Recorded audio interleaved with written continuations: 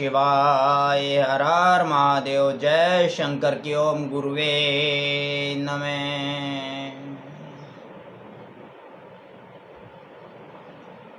भगवान शिव और माता पार्वती की विशेष अनुकंपा से आज शिव कथा सत्संग भाग 28 का श्रवण करेंगे, जिसमें बंधन और भक्ति मार्ग में बाधा उत्पन्न करने वाले कारक और भक्ति मार्ग क्या है, भक्ति श्रेष्ठ है या ज्ञान श्रेष्ठ है, उसका विवेचन होगा।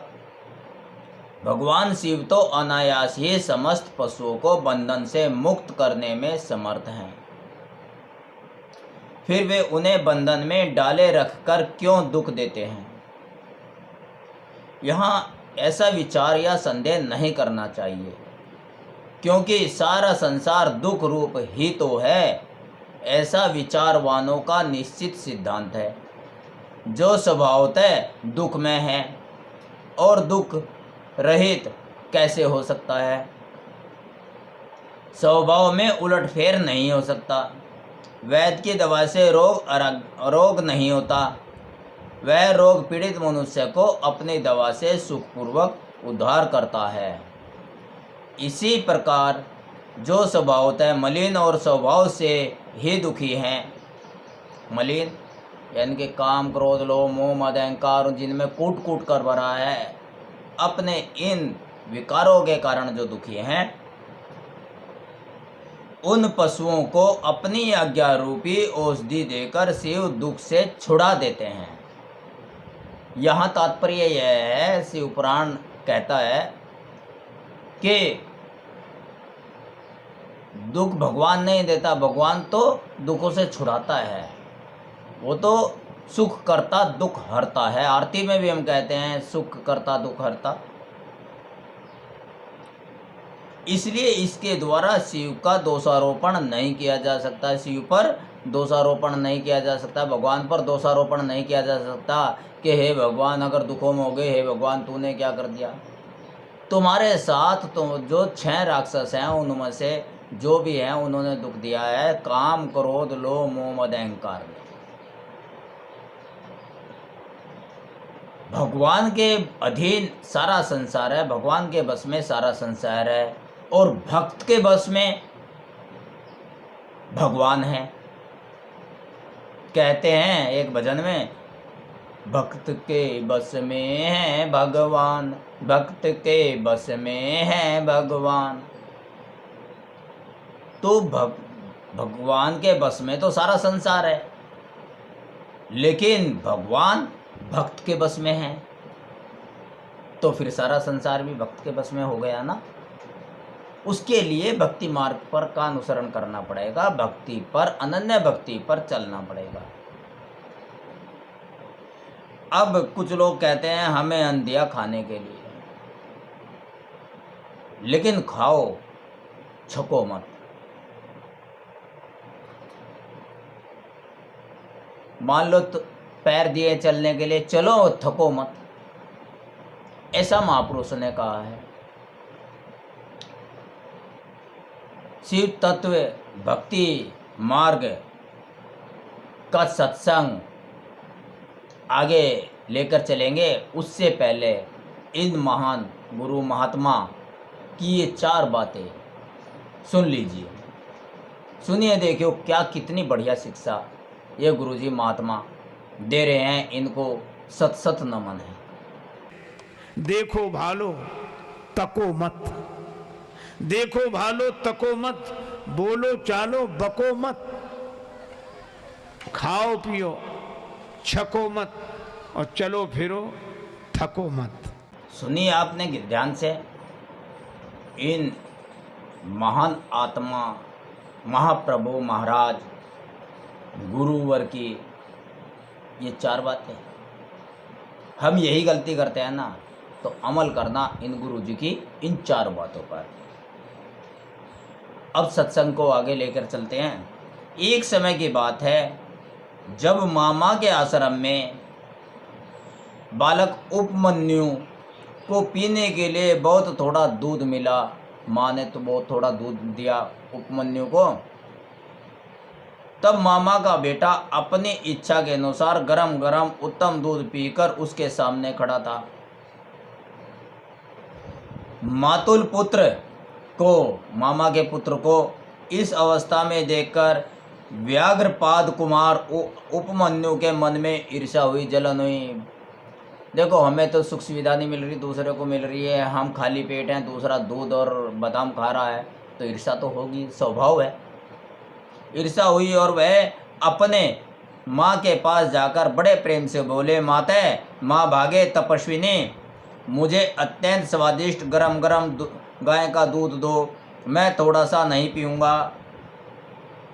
बेटे की यह बात सुनकर व्याघ्रपाद की पत्नी तपस्विनी माता के मन में उस समय बड़ा दुख हुआ कि मैं अपने बालक की दूध की इच्छा भी पूरी नहीं कर सकती।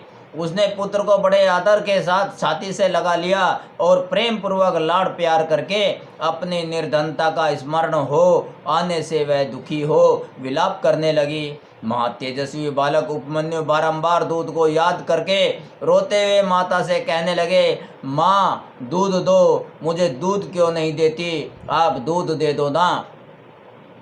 बालक के उस हट को जानकर उस तपस्विनी ब्राह्मण पत्नी ने उसके हट के निवारण के लिए एक सुंदर उपाय किया। उसने स्वयं उच्च वृत्ति से कुछ बीजों का संग्रह किया था। उन बीजों को देखकर उसने तत्काल उठा लिया और पीसकर पानी में घोल दिया। फिर मीठी वाणी से बोली, आओ आओ मेरे लाल। यूँ कहकर बालक को शांत करके हृदय से लगा लिया और दुख से पीड़ित हो उसने कृत्रिम दूध, जो बनावटी दूध बनाया था बीजों का, सफ़ेद रंग का कृत्रिम दूध उसके हाथों में दे दिया। माता के दिए हुए उस बनावटी दूध को पीकर बालक अत्यंत व्याकुल उठा और बोला, माँ यह दूध नहीं है। तब वह बहुत दुखी हो गई और बेटे का मस्तक सूंघकर अपने दोनों हाथों से उसके कपल दृश्य नेत्रों को पोंछती हुई बोली, बेटा, अपने पास सभी वस्तुओं का अभाव होने के कारण दरिद्रतावश मुझ अभागिनी ने पिसे हुए बीज को पानी में घोलकर यह तुम्हें मिथ्या दूध दिया है, झूठा दूध दिया है, कृत्रिम दूध दिया है, बनावटी दूध दिया है। तुम दूध नहीं दिया ऐसा कहकर रोते हुए मुझे बारंबार दुखी करते हो, किंतु भगवान शिव की कृपा के बिना तुम्हारे लिए कहीं दूध नहीं है। भक्ति पूर्वक माता पार्वती और अनुचरों सहित भगवान शिव के चरणारविंदों में जो कुछ समर्पित किया गया हो वही संपूर्ण संपत्तियों का कारण होता है। जो भी हम भगवान के निमित्त दान पुण्य करते हैं वही हमें मिलता है। जिसने पिछले जन्म में दान किया है, बहुत दान किया है, आज वो धनवान है, वही पलट कर आता है, वही पलट कर मिलता है। और जो कंजूस रहे आज उनकी जेब खाली है। पहले ज़माने में वो चोर रहे होंगे या दूसरे की जेब काटी होगी, जेब कतरे रहे होंगे, आज उनकी जेब कट रही है, जेब खाली है, भगवान ने काट दी। महादेव जी ही धन देने वाले हैं। इस समय हम लोगों ने उनकी आराधना नहीं की है। वे भगवान को ही सकाम पुरुषों को उनकी इच्छा के अनुसार फल देने वाले हैं। हम लोगों ने आज से पहले कभी भी धन की कामना से भगवान शिव की पूजा नहीं की है, इसलिए हम दरिद्र हो गए और यही कारण है कि तुम्हारे लिए दूध नहीं मिल रहा है। बेटा, पूर्व जन्म में हम शिव अथवा विष्णु के उद्देश्य से जो कुछ दिया जाता है वही वर्तमान जन्म में मिलता है, दूसरा कुछ नहीं। जो भी भगवान विष्णु शिव यानी कि भगवान के निमित्त धार्मिक आचरण के निमित्त दान दिया जाता है, ब्राह्मण भोजन कराया जाता है या कि दरिद्र को भोजन कराया जाता है, भूखे को भोजन कराया जाता है, प्यासे को पानी पिलाया जाता है, वही हमें अगले जन्म में प्राप्त होता है।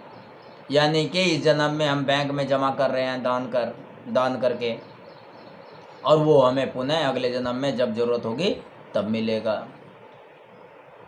उपमन्यु बोले, माँ, यदि माता पार्वती सहित भगवान शिव विद्यमान हैं तब आज से शोक करना व्यर्थ है। माँ भागे, अब शोक छोड़ो, सब मंगलमय ही होगा। यानी कि उसने विश्वास कर लिया कि मैं शिव की आराधना करूँगा। माँ, आज मेरी बात सुन लो, यदि कहीं महादेव हैं तो मैं देर से या जल्दी से उनसे अक्षीर सागर मांग लूँगा, यानी कि खीर का पूरा समुद्र मांग लूँगा, दूध का पूरा समुद्र मांग लूँगा।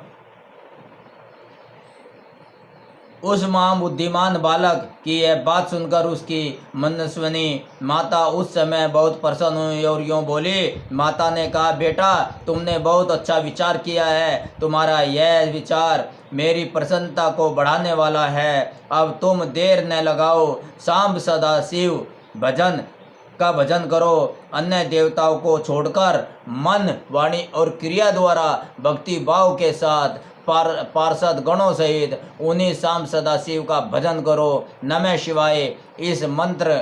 यह मंत्र उन महादेवादिदेव वरदायक शिव का साक्षात वाचक माना गया है। प्रणव सहित जो दूसरे 7 करोड़ महामंत्र हैं वे सब इसी में लीन होते हैं और फिर इसी से प्रकट होते हैं। यह मंत्र दूसरे सभी मंत्रों से प्रबल है। पंचाक्षर मंत्र सबसे प्रबल बताया है शिव पुराण ने।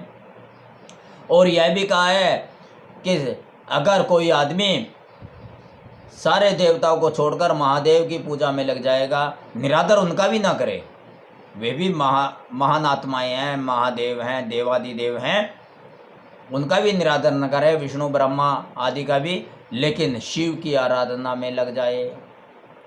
भगवान कृष्ण ने भी कहा है गीता में, हे अर्जुन, भिन्न भिन्न विचारों से विचलित हुई तेरी बुद्धि। ध्यान देना क्या कहा वासुदेव कृष्ण ने गीता में अर्जुन को, भिन्न भिन्न विचारों से विचलित हुई तेरी बुद्धि जब एक ही परमात्मा में स्थिर ठहर जाएगी तो तेरा मुझसे नित्य संयोग हो जाएगा, तेरा मुझसे नित्य योग हो जाएगा, तो मुझसे जुड़ जाएगा और मैं तुझसे जुड़ जाऊंगा। तो इसी प्रकार एक ही जगह एक ही निशाना लगाना, एक ही तरफ टारगेट रखना है। एक साधे सब सधे, सब साधे सधे ना कोई। एक को सिद्ध कर लो, सब सिद्ध हो जाते हैं। और अगर सबको पकड़ने के चक्कर में लग जाओगे, सबको सिद्ध करने के चक्कर में लग जाओगे तो कुछ भी सिद्ध नहीं होगा, एक भी सिद्ध नहीं होगा। यही सबकी रक्षा करने में समर्थ है शिव भगवान। अतः दूसरे की इच्छा नहीं करनी चाहिए। इसलिए तुम दूसरे मंत्रों को त्याग कर केवल पंचाक्षर के जप में लग जाओ। यह इस मंत्र के जिह्वा पर आते ही यहाँ कुछ भी दुर्लभ नहीं रह जाता है। यह उत्तम भस्म जिसे मैंने तुम्हारे पिताजी से ही प्राप्त किया है, यह विरजा होम की अग्नि से सिद्ध हुआ है, अतः बड़ी से बड़ी आपत्तियों का निवारण करने वाला है। मैंने तुम्हें जो पंचाक्षर मंत्र बताया है उसको मेरी आज्ञा से ग्रहण करो। इसके जप से ही शीघ्र तुम्हारी रक्षा होगी। इस प्रकार आज्ञा देकर और तुम्हारा कल्याण हो, ऐसा कहकर माता ने पुत्र को विदा किया। मुनि उपमन्यु ने उस आज्ञा को शिरोधार्य करके ही उसके चरणों में प्रणाम किया माता के, और तपस्या के लिए जाने को की तैयारी की। उस समय माता ने आशीर्वाद देते हुए कहा, सब देवता तुम्हारा मंगल करें। माता की आज्ञा पाकर उस बालक ने दुष्कर तपस्या आरंभ की। हिमालय पर्वत के एक शिखर पर जाकर उपमन्यु एकाग्रचित हो केवल वायु पीकर रहने लगे। उन्होंने 8 ईंटों का एक मंदिर बनाकर उसमें मिट्टी के शिवलिंग की स्थापना की। उसमें माता पार्वती और गणों सहित अविनाशी महादेव जी का आह्वान करके भक्ति भाव से पंचाक्षर मंत्र द्वारा ही वन में पत्र पुष्प आदि उपचारों से उनकी पूजा करते हुए वे चिरकाल तक उत्तम तपस्या में लगे रहे। उस एकाकी कृशकाय बालक द्विज वर उपमन्यु को शिव में मन लगाकर तपस्या करते देख मरीचि के शाप से पिशाच भाव को प्राप्त हुए कुछ मुनियों ने अपने राक्षस स्वभाव से सताना और उनके तप में विघ्न डालना आरंभ किया। उनके द्वारा सताए जाने पर भी उपमन्यु किसी प्रकार तप में लगे रहे और सदा नमः शिवाय का अंतर्नाद की भांति जोर जोर से उच्चारण करते रहे। उस शब्द को सुनते ही उनकी तपस्या में विघ्न डालने वाले वे मुनि उस बालक को सताना छोड़कर उसकी सेवा करने लगे। ब्राह्मण बालक महात्मा उपमन्यु की उस तपस्या से संपूर्ण चराचर जगत प्रदीप्त और संतप्त हो उठा। तदंतर भगवान विष्णु के अनुरोध करने पर श्री शिव जी ने पहले इंद्र का रूप धारण करके उपमन्यु के पास जाने का विचार किया। फिर श्वेत ऐरावत पर आरूढ़ हो स्वयं देवराज इंद्र का शरीर धारण करके भगवान सदाशिव देवता असुर सिद्ध और बड़े बड़े नागों के साथ उपमन्यु मुनि के तपोवन की ओर चले। उस समय वह ऐरावत दाएं सूंड में चंवर लेकर सची सहित दिव्य रूप वाले देवराज इंद्र को हवा कर रहा था और बाएं सूंड में श्वेत छत्र लेकर उन पर लगाए चल रहा था।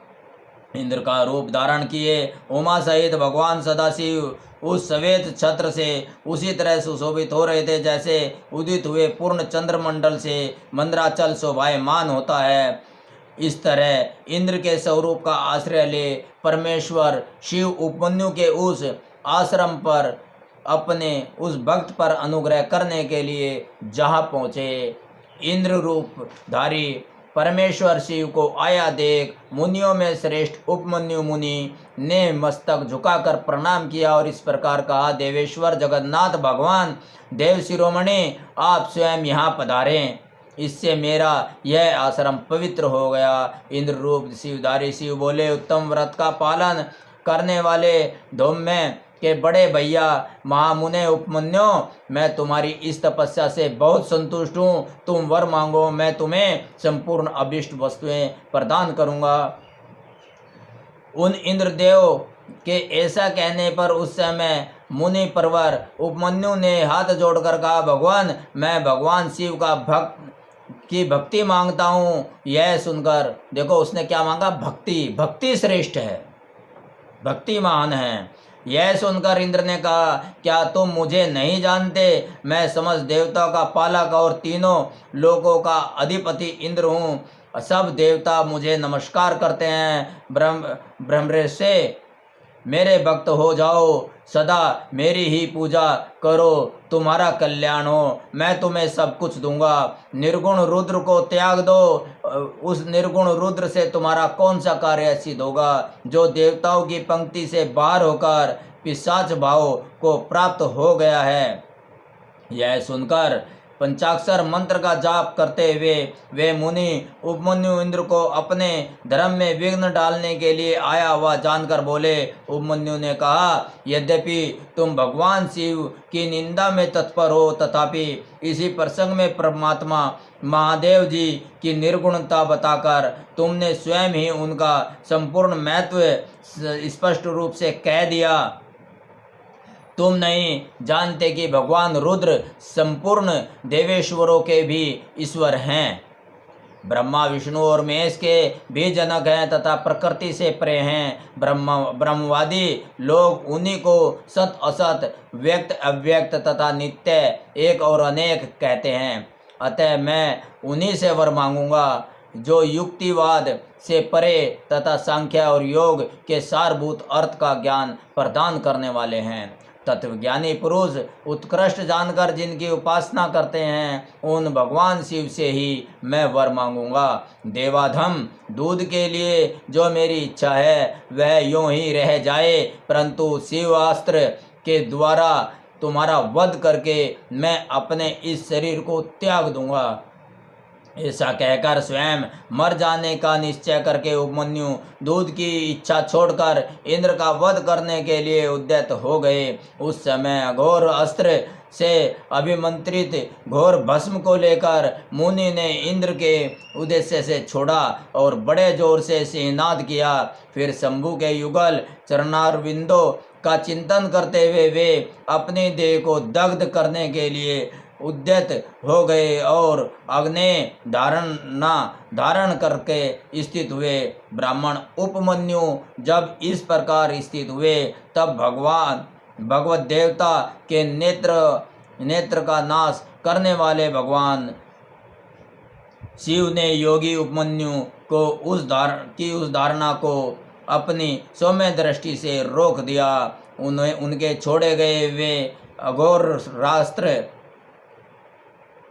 अघोर अस्त्र को नंदीश्वर की आज्ञा से शिवालव नंदी ने बीच में ही पकड़ लिया। तत्पश्चात परमेश्वर भगवान शिव ने अपने बालेंदु शेखर रूप को धारण कर लिया और ब्राह्मण उपमन्यु को उसे दिखाया। इतना ही नहीं, उस प्रभु ने उन मुनि को सहस्त्रों क्षीर सागर, सुधा सागर, दधि आदि के सागर, धरत के समुद्र, फल संबंधी रस के समुद्र तथा भक्ष्य भोज्य पदार्थों के समुद्र का दर्शन कराया और कुओं का पहाड़ खड़ा करके दिखा दिया। इस तरह देवी पार्वती के साथ महादेव जी वहाँ वृषभ पर आरूढ़ दिखाई दिए। वे अपने गणाध्यक्षों तथा त्रिशूल आदि दिव्यास्त्रों से घिरे हुए थे। देवलोक में धुंधुमिया बजने लगी, आकाश से फूलों की वर्षा होने लगी और विष्णु, ब्रह्मा और इंद्र आदि देवताओं ने दसों दिशाएं आच्छादित हो गई। उस समय उपमन्यु आनंद सागर की लहरों से घिरे हुए थे। वे भक्ति विनम्र चित्त से पृथ्वी पर दंड की भांति पड़ गए। इसी समय वहाँ मुस्कुराते हुए भगवान शिव ने यहाँ आओ कहकर उन्हें बुलाया और उनका मस्तक सूंघकर अनेक वर दिए। बोलिए शंकर भगवान की जय। इस प्रकार दया के सागर हैं शंकर भगवान। वो भक्ति से प्राप्त होते हैं। भक्ति करनी चाहिए, भक्ति ही सर्वश्रेष्ठ है। अब भक्ति सर्वश्रेष्ठ क्यों है उसके बारे में सत्संग करते हैं। ज्ञान और भक्ति दोनों ही संसार का दुख दूर करने में समान है, ज्ञान और भक्ति। परंतु दोनों में ज्ञान की अपेक्षा भक्ति की महिमा अधिक है। ज्ञान में तो अखंड रस है, परंतु भक्ति में अनंत रस है। अनंत रस में लहरों वाला, उछाल वाला एक बहुत विलक्षण आनंद है। जैसे संसार में किसी वस्तु का ज्ञान होता है कि ये रुपए हैं, यह घड़ी आदि है, तो यह ज्ञान अज्ञान, अनजानेपन को मिटाता है। ऐसे ही तत्व का ज्ञान अज्ञान को मिटाता है। अज्ञान मिटने से दुख, भय, जन्म मरण रूप बंधन ये सब मिट जाते हैं। यह दुख, भय आदि सब अज्ञान से ही उत्पन्न होते हैं। दुख, डरना, चिढ़ना ये सब अज्ञान से ही उत्पन्न होते हैं। जैसे रात के अंधेरे में मनुष्य पहचान वाली जगह पर भी धीरे धीरे चलता है कि कहीं ठोकर न लग जाए, परंतु प्रकाश होने पर उसे ठोकर लगने का भय नहीं रहता, वह दौड़कर ही चला जाता है। इस प्रकार अज्ञान रूपी अंधकार में व्यक्ति दुख और भय से ग्रस्त रहता है, और जब ज्ञान का प्रकाश उदय होता है तो वह सुख में और निर्भय हो जाता है और सुख के आनंद में डूब जाता है। उसके दुख, भय, संताप आदि जाते रहते हैं, मिट जाते हैं। जैसे यह घड़ी है, ऐसा ज्ञान हो गया तो अनजानापन मिट गया। परंतु घड़ी पाने की लालसा हो जाए तो घड़ी मिलने पर एक विशेष रस आता है। ये रुपए हैं, ऐसा ज्ञान हो गया, तब उनको पाने का लोभ हो जाए और मिल जाए और मिलें तो उसमें एक विशेष रस आता है। ऐसे ही भक्ति में एक विशेष रस आता है कि और अधिक कीर्तन करें, और अधिक कीर्तन हो, और अधिक भगवान का नाम ले, ऐसे बढ़ता रहता है और अधिक पदगान हो और अधिक भगवत चर्चा हो। जैसे रुपए में लोभ होता है, जिमी प्रतिलाभ लोभ अधिकाई, ऐसे ही भगवान में प्रेम होता है। दिने दिने नवम नवम नमामि नंद संभवम, मतलब लोभ संसार में आकर्षण और प्रेम भगवान में आकर्षण। लोभ होता है संसार के प्रति आकर्षण और प्रेम होता है भगवान के प्रति आकर्षण। दोनों में बड़ा अंतर है। लोभ में दुख बढ़ता है और प्रेम में आनंद बढ़ता है। लोभ अगर करोगे दुख बढ़ेगा और प्रेम करोगे तो आनंद बढ़ेगा। लोभ में कामना आसक्ति बढ़ती है और प्रेम में त्याग उपरति बढ़ती है। संसार में आकर्षण तो दोषों के कारण होता है, पर भगवान में आरक्षण निर्दोषों के कारण होता है। निर्दोष यानी कि भलाई के कारण होता है, उसमें कोई कमी रहती नहीं। इसलिए भक्ति मार्ग में तत्पर रहना चाहिए। और भक्ति मार्ग में बाधक हैं काम, क्रोध, लोभ, मोह, मद, अहंकार, ये बाधक हैं।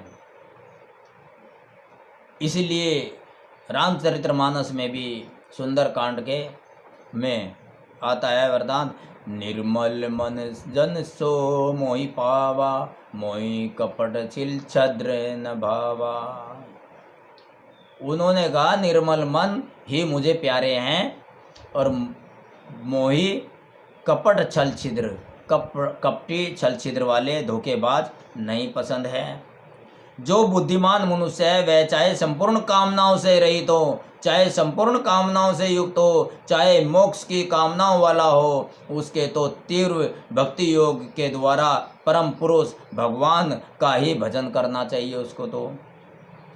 और भक्ति में मुख्य बाधक है कपट, छल, कुटिलता, चालाकी, विश्वासघात, छिपाओ, दंभ, पाखंड। आजकल पाखंड सब जगह है।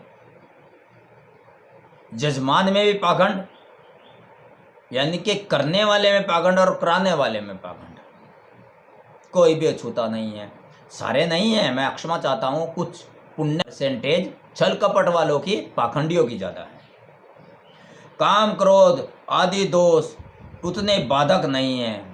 काम और क्रोध भक्ति में उतने बाधक नहीं हैं। धोखेबाजी, छल करना उतने काम और क्रोध नहीं है। कारण क्या है? काम क्रोध आदि में काम क्रोध के शुरू में तो साधक उनमें प्रवश हो जाता है। काम है, कोई परिस्थिति आई तो काम भावना जागेगी, कोई विषम परिस्थिति आ गई तो क्रोध भी स्वभाव है उसका।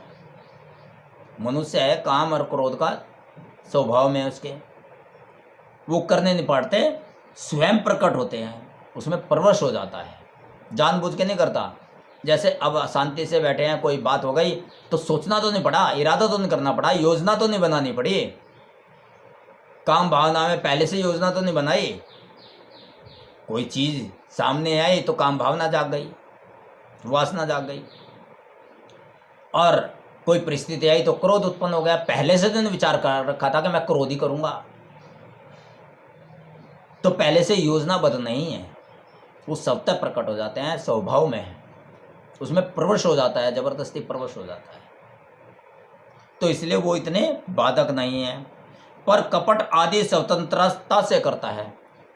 कपट, बेईमानी, किसी के साथ धोखा देना, वो तो पहले से प्लानिंग करेगा कि मैंने उसको धोखा देना है, उसे बेईमानी करके इतने पैसे ठगने हैं। ठगता बाद में है, लेकिन ठगी की योजना पहले बनाता है। तो इसलिए काम स्वतः उत्पन्न होता है, क्रोध स्वतः उत्पन्न होता है। जो स्वतः स्वभाव में है वो तो भक्ति मार्ग में बाधक नहीं है, उसके लिए तो शास्त्रों में अक्षमा कहा गया है। लेकिन किसी के साथ धोखा करना, बेईमानी करना, छल रखना, ये योजनाबद्ध तरीके से जो काम करता है भगवान, बुद्धि बल पर करता है इंसान, तो भगवान उसे माफ़ नहीं करता। वो भक्ति में बहुत ज़्यादा बाधक है। साधक सच्चे हृदय से काम क्रोध आदि दोषों को दूर करना चाहता है, पर न चाहते हुए भी वे आ ही जाते हैं। तो ये अपने आप आ जाते हैं, काफ़ी कोशिश करने के बाद भी, चाहे दूर करने की कोशिश करने, परंतु छल कपट आदि को तो वह जानबूझकर करता है। तो जिस काम को वह जानबूझकर करता है, काम और क्रोध अनजाने में हो जाता है, तो अनजानी चीज़ को भगवान माफ़ कर देता है, फिर भी अपने स्वाधीनता में ले जाता है। फिर कहते हैं काम भी है, क्रोध भी है, लेकिन छल कपट छिद्र भी है, और फिर कहते हैं हम भक्त हैं। तो किसी के साथ बेईमानी ना करो।